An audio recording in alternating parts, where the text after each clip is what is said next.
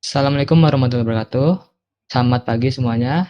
Di sini kami dari kelompok 6 ingin mempresentasikan tugas besar yang bertemakan GPS sederhana. Di sini saya Muhammad Khalif dengan NIM 3 digit belakang itu 122 dan rekan-rekan saya.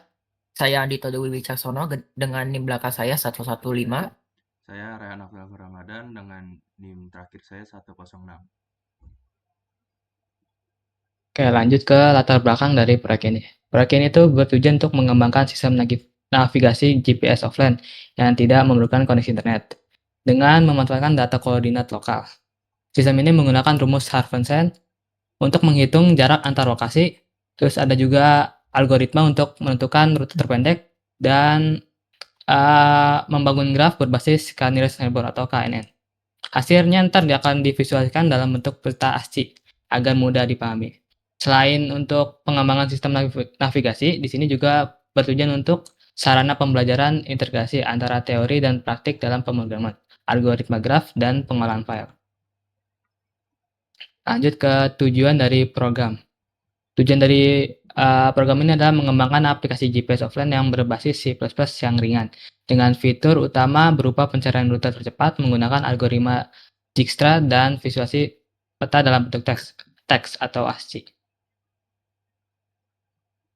Lanjut ke pengertian dari navigasi GPS. GPS ini adalah sistem penentu lokasi di permukaan bumi menggunakan sinyal dengan penjelasan dari banyak satelit. GPS ini bertujuan untuk menentukan lokasi, kecepatan, arah, dan waktu. 3 satelit itu untuk memvisualisasikan posisi 2D, sedangkan 4 satelit untuk 3D termasuk ketinggian. Lokasi ditentukan dengan latitude atau garis lintang dan longitude garis bujur. Bisa diakses dengan Google Maps API. Terus ini ada pengertian dari teorema Harvesen. Teorema ini digunakan untuk menghitung jarak antar dua titik di permukaan bumi. Di teorema ini menganggap bumi sebagai bola dengan jari-jari 6.371 km. Teorema ini membutuhkan input, garis lintang, dan garis bujur, dua titik soalnya asal dan tujuan. Dari teorema ini akan menghasilkan jarak akurat karena mempertimbangkan kelengkungan bumi.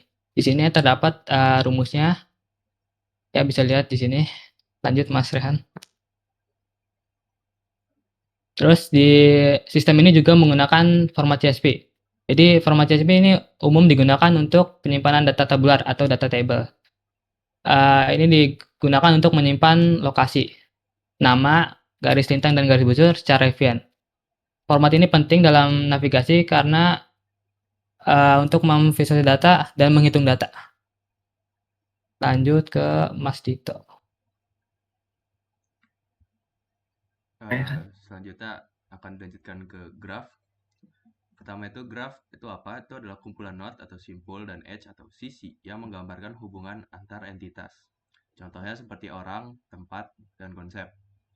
Algoritma graf ini berguna untuk menganalisis jaringan, optimasi rute lokasi, pengenalan pola, dan navigasi GPS. Kemudian ada algoritma Dijkstra. Algoritma ini digunakan untuk mencari jalur terpendek dalam graf berarah, berdasarkan bobot sisi seperti jarak atau waktu tempuh. Diterapkan dalam GPS kami, itu untuk menentukan rute tercepat atau terpendek dan memberi solusi navigasi yang optimal. Selanjutnya ada priority queue. Priority queue ini adalah antrian yang menyusun elemen berdasarkan prioritas. Elemen dengan prioritas tinggi akan diproses lebih dulu. Umumnya itu diimplementasikan dengan binary heap, berupa akses cepat ke elemen minimum atau maksimum, dan efisien dengan array atau cache friendly. Digunakan dalam algoritma Dijkstra yang kita pakai, algoritma prim, dan Huffman encoding. Di sini ada visualisasi petanya. Kita menggunakan visualisasi ASCII, yaitu representasi grafis menggunakan karakter teks. Kita menggunakan visualisasi ASCII ini karena kita tidak menggunakan GUI, jadi dia cocok untuk konsol atau terminal. Keuntungannya itu bisa ada ringan dan informatif, mudah dipahami, efektif untuk menampilkan struktur data graf dan alur proses. Kemudian akan dilanjutkan dengan Andito. Baik, terima kasih. Untuk selanjutnya, Mengapa kita memilih algoritma Dijkstra untuk di program ini? Karena yang pasti alasannya, yang pertama itu sesuai dengan tujuan. Dengan cara cari rute terpendek dari satu lokasi ke lokasi yang lainnya. Terus yang kedua itu bobotnya yang positif. Karena jarak antar lokasi itu dari rumus Haversin tadi dia yang pasti tidak ada yang negatif. Selanjutnya alasannya ada efisien karena cocok untuk graf yang kecil atau menengah dan sparse. Kemudian alasannya ada akurat, karena hasilnya pasti rutenya optimal. Terakhir terakhir itu adalah simple, karena tidak perlu heuristik tambahan.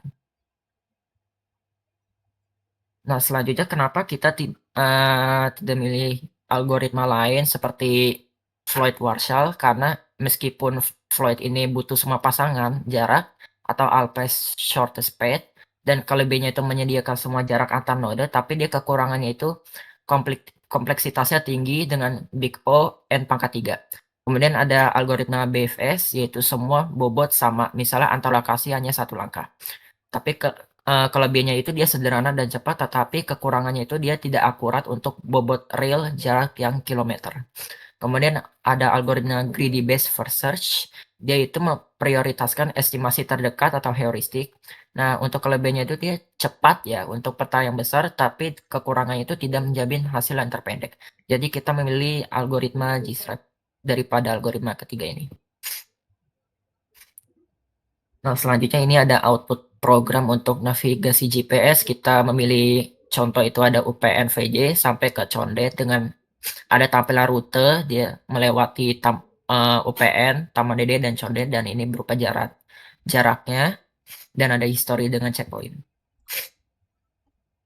Selanjutnya ini untuk visualisasi output program yang berupa ASCII. Baik, untuk PPT sudah, selanjutnya beralih ke kode.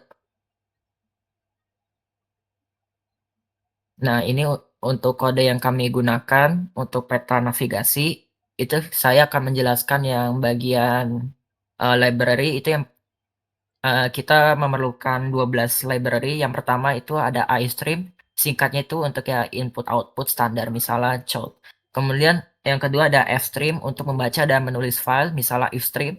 Kemudian yang ketiga itu ssstream, singkatnya untuk memanipulasi string sebagai stream, yaitu misalnya misahin data CSV di samping ini. Kemudian ada vektor untuk menyediakan std vektor, yaitu struktur data yang array dinamis. Kemudian ada cmat atau untuk operasi matematika misalnya sin, cos. Kemudian ada string itu untuk menggunakan tipe data std string dan fungsi-fungsinya. Lalu ada limit untuk menyediakan konstanta, yaitu untuk jarak, dan ada queue, ada library queue untuk priority queue. Kemudian ada library unordered map itu untuk struktur data hash map seperti dictionary. Kemudian ada set digunakan pada struktur dasar set yang menyimpan elemen unik secara terurut. Kemudian ada emanip untuk mengatur format output, misalnya set precision untuk angka yang desimal. Kemudian ada algorithm, itu digunakan pada fungsi misalnya sort, minimum atau maksimum. Kemudian selanjutnya itu ada definisi radius, itu dia mendefinisikan konstanta nilai radius rata-rata bumi dalam satuan kilometer yang akan digunakan untuk rumus Haversine. Kemudian ada kita memiliki struk juga, yaitu yang bernama struk lokasi. Itu dia untuk mempresentasikan satu lokasi dengan menyimpan nama, koordinat lintang, dan bujur. Nah, selanjutnya ada rumus dari Haversine tadi, itu singkatnya menghitung jarak dua titik koordinat di bumi menggunakan rumus Haversine. Dia itu menghitung jarak yang melengkung bukan lurus. Nah, untuk rumus yang itu tadi sudah dijelaskan oleh Mas Halif. Dan selanjutnya ada fungsi load location from CSV. Singkatnya itu dia membaca data lokasi dari file CSV dan mengembalikannya dalam bentuk vektor lokasi. Nah, untuk cara kerjanya itu dia membuka file, lalu melewati baris pertama atau header, mengambil nama lintang dan bujur, dan mengkonversi lintang bujur dari string ke double dan menyimpan ke dalam vektor, seperti di samping ini untuk CSV. Dan untuk selanjutnya akan dilanjutkan oleh Mas Raihan. Oke, terima kasih Andito.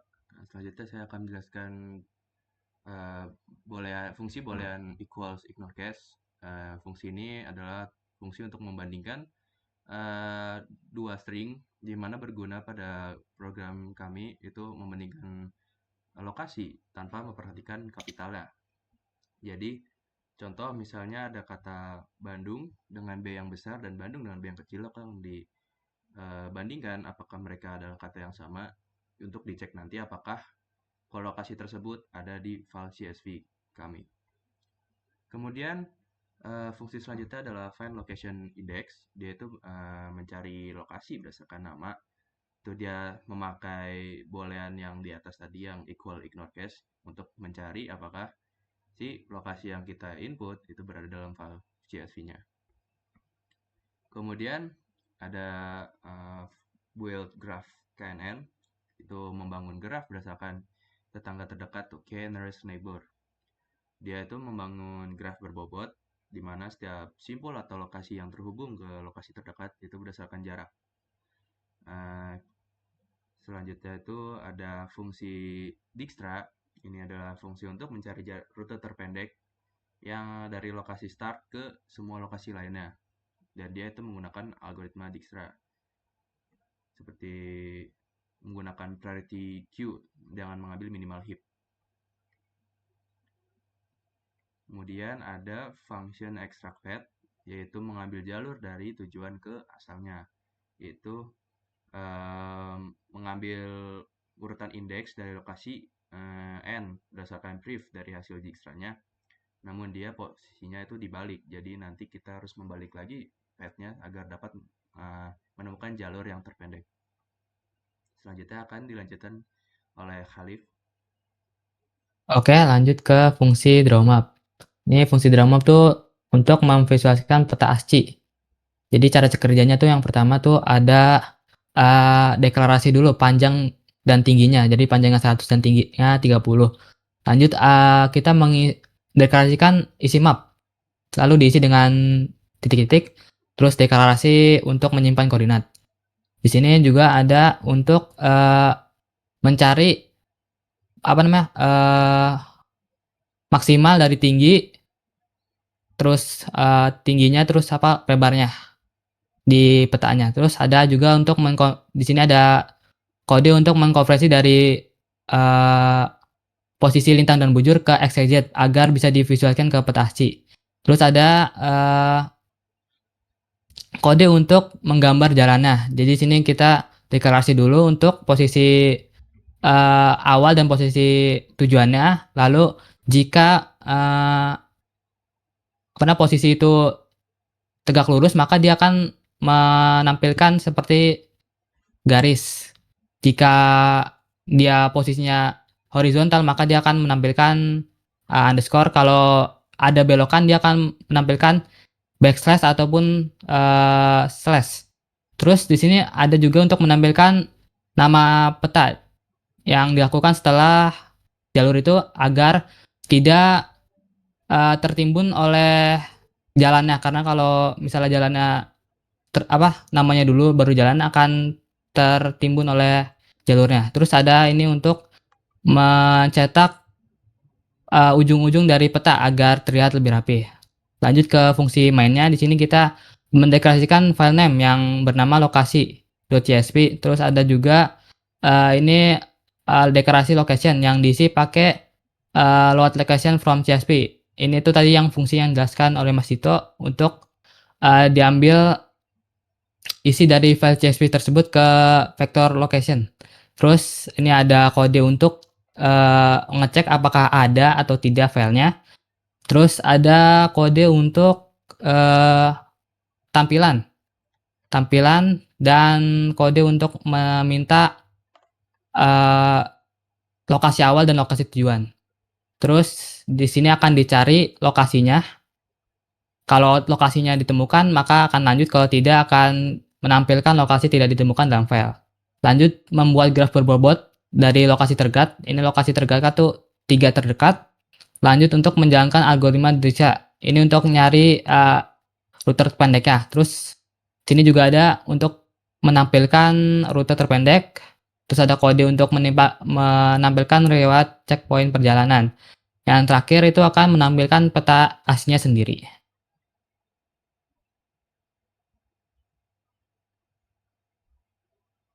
Lanjut ke apa namanya, demo dari aplikasinya. Nih, misalnya ketika memilih lokasi awal tadi, lokasinya itu Condet dan lokasi tujuan itu UPN, kampus UPN VJ, maka dia akan hasilnya akan seperti ini. Dia akan menampilkan rute dulu terpendek, kemudian ada history, ada checkpointnya itu dia saat yang pertama itu Condet, kemudian ada Taman DDN, dan ketiga UPN VJ. Bisa dilihat dari peta visualisasi. Nah, dia dari arah Condet dia eh, lurus vertikal ke bawah, kemudian itu dia belok dengan simbol slash, habis itu dia horizontal dengan simbol seperti strip, dia ke arah Taman DDN, kemudian karena Taman DDN dan UPNVJ itu berdekatan, jadi tidak menentukan simbol lagi. Untuk selanjutnya ada misalnya saya ingin lokasi Kedoya ke arah UPNVJ. Nah, itu dia seperti ini lagi. Jadi dia lebih panjang, tapi dengan rute terpendek itu dia ke Doya, ke arah Cilandak, kemudian langsung ke UPN.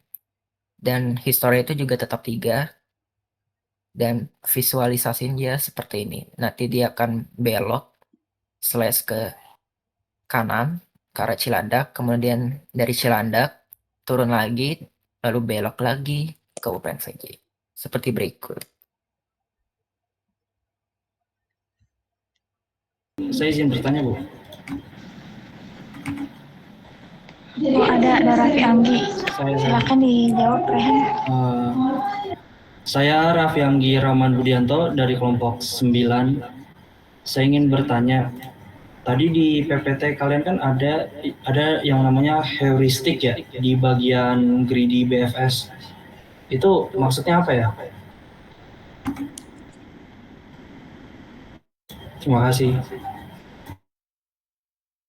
Baik, akan ditampung dulu. Apakah ada yang mau bertanya lagi? Atau saya akan jawab selagi ada yang mikir mau bertanya apa? Saya Aisyah Citra izin bertanya. Baik, silakan. Tadi itu kira-kira bagaimana ya caranya menghubungkan dari data CSV tadi koordinat-koordinatnya ke struktur programnya sehingga konteks algoritma Dijkstra-nya itu tadi bagaimana supaya bisa ada korelasinya dengan data yang dari CSV tersebut. Oke, sekian. Terima kasih.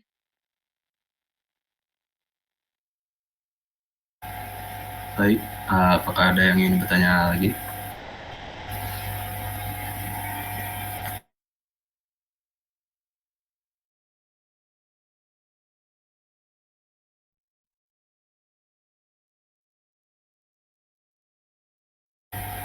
Jika tidak ada, izin untuk menjawab pertanyaan Raffi sebelumnya. Tadi bertanya bagian heuristik ya, di bagian ini kan apa heuristik itu apa kan? Jadi heuristik itu adalah pendekatan penyelesaian masalah dengan cara estimasi.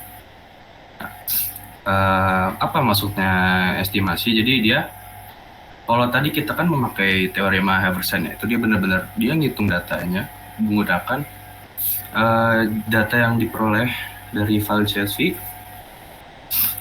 dan dia menghitung lengkungan bumi. Jadi misalkan kalau misalnya pendekatan heuristik dia nggak seperti itu, dia lebih ke gini, saya akan ke node yang kelihatannya paling dekat. Jadi itu ada kata kuncinya kelihatan. Jadi heuristik itu pendekatan yang memakai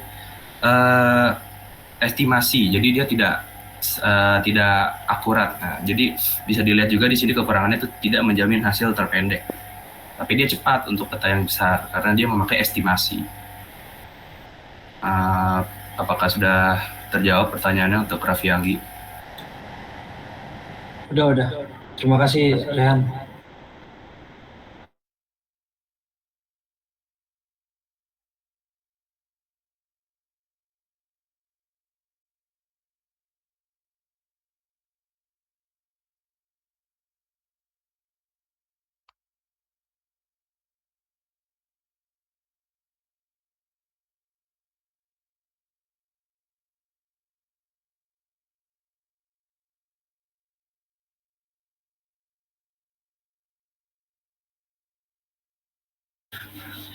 Tadi saya izin menjawab pertanyaannya Mbak Aisyah tadi yang tentang korelasi file CSV dengan Dijkstra ya, algoritma Dijkstra. Untuk file si CSV itu kan dia tadi berisi daftar lokasi dengan tadi nama, lintang, dan bujur yang nanti akan dibaca ke dalam program menggunakan fungsi load location from CSV tadi. Nah, nanti data ini kan kemudian digunakan untuk membuat si simpulnya atau node-nya ke dalam ke graph. Nah, habis itu setelah semua lokasinya itu dimuat, nanti si algoritma Dijkstra itu dia akan manfaatin informasi jarak antar lokasi antar yang dihitung dengan rumus Haversine tadi untuk membangun graf berbobot. Nah, jadi CSV ini dia nyediain input data lokasi yang jadi dasar pembuatan dari graf, sedangkan Dijkstra tadi untuk proses graf tersebut untuk menentukan rute terpendek dari satu lokasi ke lokasi lainnya. Nah, tanpa data dari CSV tadi, algoritma Dijkstra itu tidak dapat dijalanin karena dia itu tidak memiliki titik dan bobot antar si simpul. Apakah sudah terjawab, Mbak Aisyah? Sudah, terima kasih Dito. Baik. Boleh ditutup aja, Mas Alif. Ya, mungkin sekian dari presentasi kami tentang tugas besar GPS sederhana. Kurang lebihnya mohon maaf. Wassalamualaikum warahmatullahi wabarakatuh.